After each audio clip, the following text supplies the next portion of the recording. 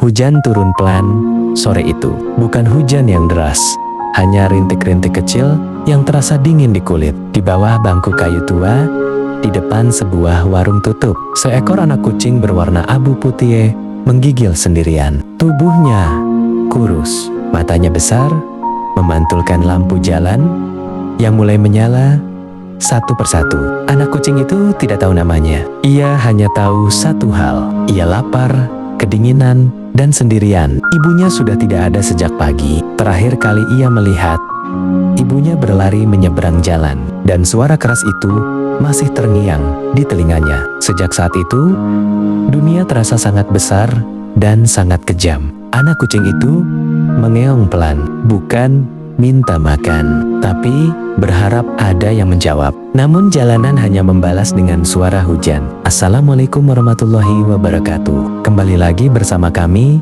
di Resda Jimmy, channel kucing cerita kali ini yang berjudul Jejak PW di Ujung Waktu. Yuk, kita langsung saja masuk ke dalam ceritanya. Di ujung jalan, seorang laki-laki tua berjalan pelan sambil membawa kantong plastik berisi sisa nasi. Namun Pak Wiryo usianya hampir 70 tahun. Ia hidup sendiri di rumah kecil peninggalan istrinya yang sudah lama meninggal. Ketika mendengar suara mengeong kecil itu, langkahnya berhenti.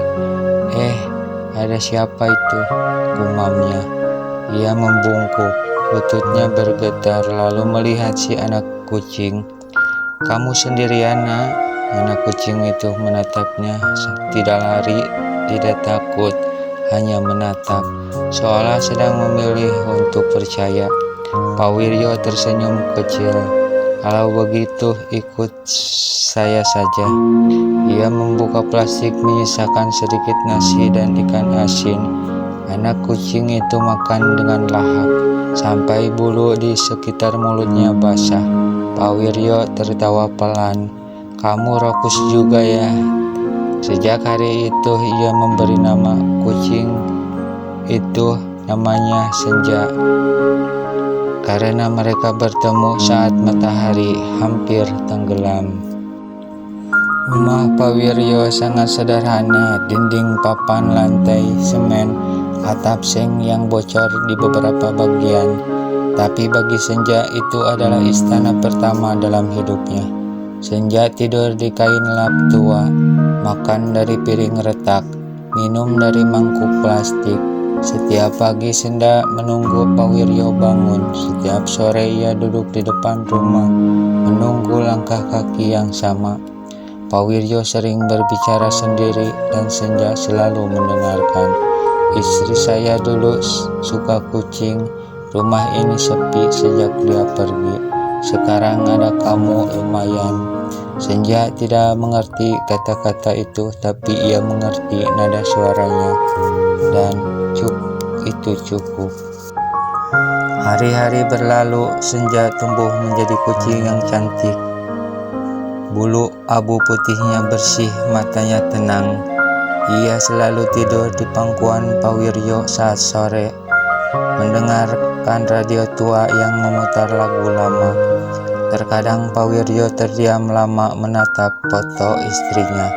Senja naik ke dada Pak Wiryo mendengkur pelan, dan Pak Wiryo selalu berkata, "Iya, saya tahu kamu ada." Saat pagi Pak Wiryo tidak bangun, Senja mengeong menggaruk selimut naik ke dada. Akhirnya Pak Wiryo terbangun, tapi batuk keras. Hari itu ia tidak keluar rumah, hari berikutnya juga tidak. Tubuhnya semakin lemah. Senja tidak pernah meninggalkannya. Ia tidur di samping kepala Pak Wiryo seolah menjaga.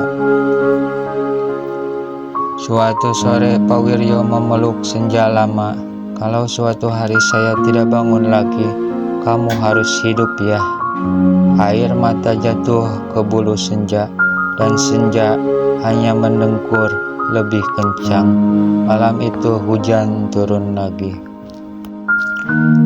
Pagi datang, Pawiryo tidak bangun. Tetangga datang, ambulan datang, dan Pawiryo pergi.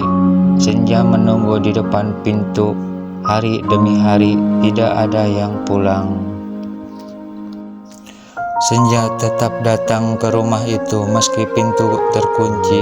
Meski lapar, ia tidur di teras menunggu. Orang-orang kasihan memberinya makan, tapi Senja tidak pergi. Seorang anak kecil bernama Raka mulai datang. Ia duduk di samping Senja. "Kamunya nunggu siapa?" Senja menatapnya. Raka akhirnya membawa Senja pulang. Di rumah baru, Senja hidup tenang. Tapi setiap sore ia menatap matahari tenggelam. Cinta tidak selalu berbentuk manusia. Kadang ia datang dalam wujud seekor kucing, dan ia tinggal lebih lama dari usia.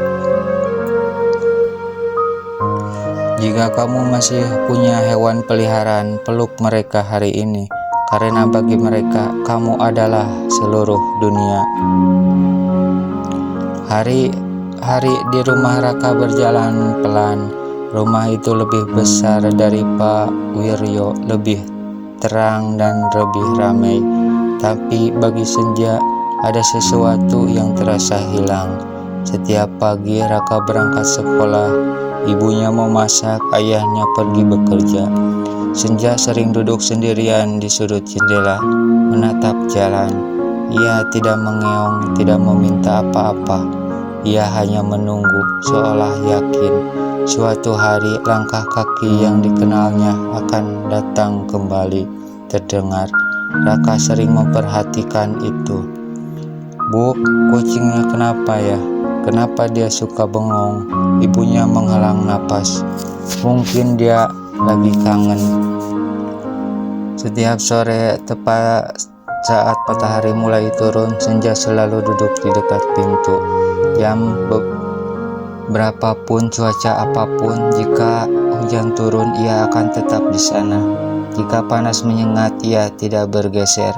Raka mencoba mengalihkan perhatiannya, mengajak bermain, memberi makanan favorit, tapi Senja tetap menunggu.